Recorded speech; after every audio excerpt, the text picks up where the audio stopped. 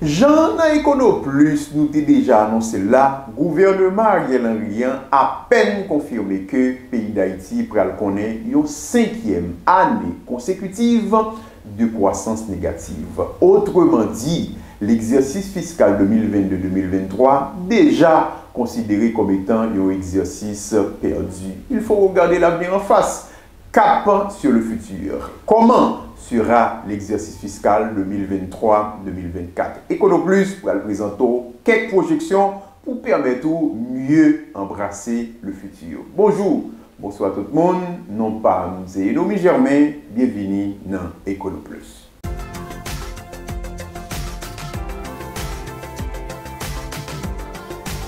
Econo Plus, une initiative de Proeco Haïti.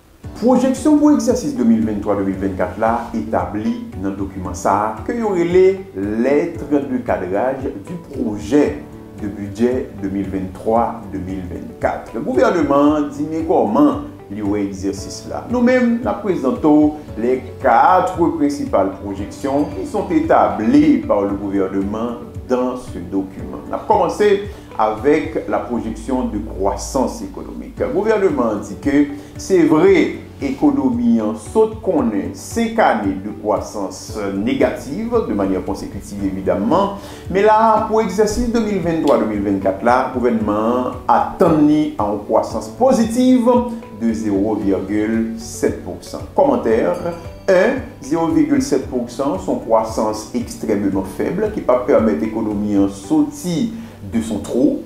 Deuxièmement, il faut dire que même faible, bon ensemble de conditions qui doivent réunir pour l'économie capable de faire performance là-dedans. Il faut qu'environnement social là favorable, il faut qu'environnement politique là favorable, il faut justement gagner beaucoup plus de sécurité dans le pays pour que chaîne approvisionnement yo libérée. Est-ce que nous là, on n'est pas sûr. Mais en attendant, nous devons attirer attention autorité sur l'élément ça.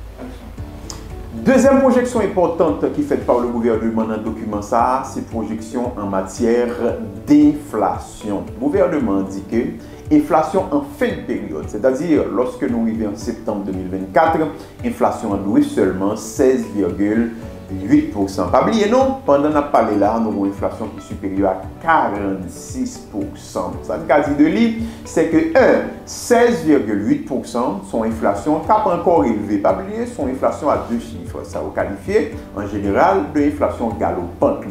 Deuxièmement, il faut que nous toujours songer que l'inflation en Haïti ne pas dépendre uniquement du gouvernement parce qu'il y a des composantes externes qui participent à l'explication de l'inflation en Haïti, étant donné qu'on est une économie qui dépend du reste du monde en matière de consommation notamment. Troisième projection qui est faite par le gouvernement dans ce document, c'est en matière de pression fiscale. Pas oublier, pression fiscale, c'est recette fiscale divisée par PIB. Donc, sous besoin, fait amélioration dans le rapport, ça, c'est-à-dire impôt ou bien recette fiscale sur PIB, il faut que recette fiscale augmente plus vite que la richesse, c'est-à-dire que le PIB national. Et bien, le gouvernement dit que l'année dernière, c'est-à-dire en 2022-2023, il estime que le fonds pression fiscale de 6,5%, il prévoit dans l'exercice cap venir, c'est-à-dire 2023-2024, fait 6,6%.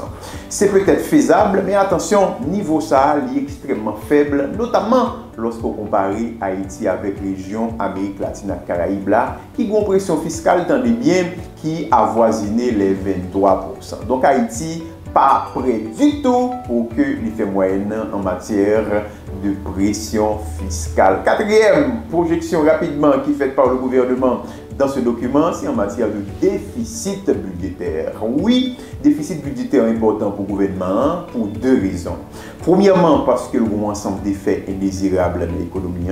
Et deuxièmement, parce que, écoutez, il y a le Fonds monétaire international FMI justement, qui n'a accord que le sien avec l'État haïtien, nous pas oublier staff monitoring programme, qui demande l'État haïtien pour qu'il réduise les dépenses pour augmenter les recettes pour faire moins de déficit budgétaire en quelque sorte. Le gouvernement dit que il a l'objectif pour le faire, il y a un déficit budgétaire qui représentait seulement 1,8% du PIB. Mais il faut attirer l'attention que faut que nous ne pas réduire le déficit budgétaire là au prix de l'économie. C'est-à-dire qu'il faut que le gouvernement pas renoncer fait des dépenses qui destinées à renforcer l'économie, Jean Liffel, pendant tout exercice 2022-2023. Parce que, après tout, l'État gagne comme mission pour que les participer au renforcement de l'économie.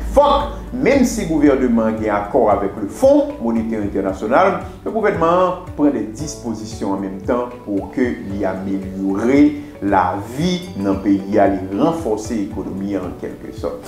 Voilà les 4 projections qui sont établies, ou les 4 projections majeures qui sont établies par le gouvernement dans ce document que l'on appelle lettre de cadrage du projet, je dis toujours du projet de budget 2023-2024. Est-ce que projection ça dit que l'année 2023-2024 sera une belle année économique?